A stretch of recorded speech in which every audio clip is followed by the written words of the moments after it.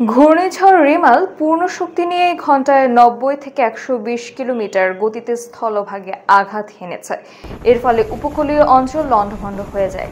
এটি বর্তমানে মোংলার দক্ষিণ পশ্চিম দিক দিয়ে পশ্চিমবঙ্গ খেপুপাড়া উপকূল অতিক্রম করছে। ঘূর্ণিঝড়টি কিছুক্ষণের মধ্যে উপকূল অতিক্রম সম্পন্ন করতে পারে বলে জানিয়েছে আবহাওয়া অধিদপ্তর।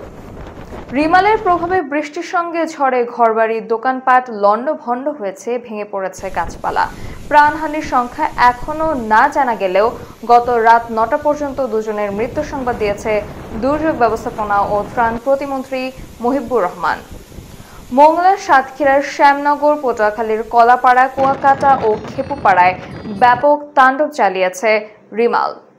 বৃষ্টির সঙ্গে ঝোড়ো হাওয়ায় ভেঙে গেছে ঘরবাড়ি, গাছপালা, বাঁধ ভেঙে লোকালয়ে পানি ঢুকে গেছে।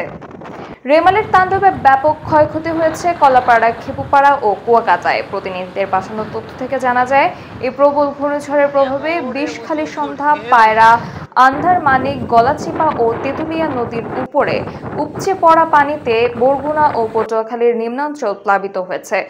আশঙ্কার তুলনায় আগেভাগেই ঘূর্ণিঝড় রিমালের অগ্রভাগের প্রভাবে পটুয়াখালীর নিম্নাঞ্চল প্লাবিত হতে শুরু করে। বাগেরহাটের বলেশ্বর, পানগুছি, খাসিয়াখালী এবং দড়াটানা নদীর পানি বিপদসীমার উপরে। এতে শরণখোলা ও মোড়লগঞ্জের বেশ কিছু এলাকা প্লাবিত। রিমালের প্রভাবে স্বাভাবিকের চেয়ে প্রায় ৪ ফুট পানি বেড়ে প্লাবিত হয়েছে গোটা সুন্দরবন। বাগেরহাটে ৫ লাখেরও বেশি মানুষ বিদ্যুৎ বিচ্ছিন্ন অবস্থায় রয়েছে। মোংলার শালা নদী ও পশুর নদীর পানি বিপদসীমার উপরে রাস্তা ভেদ করে জয়মনি এলাকায় পানি ঢুকে পড়েছে।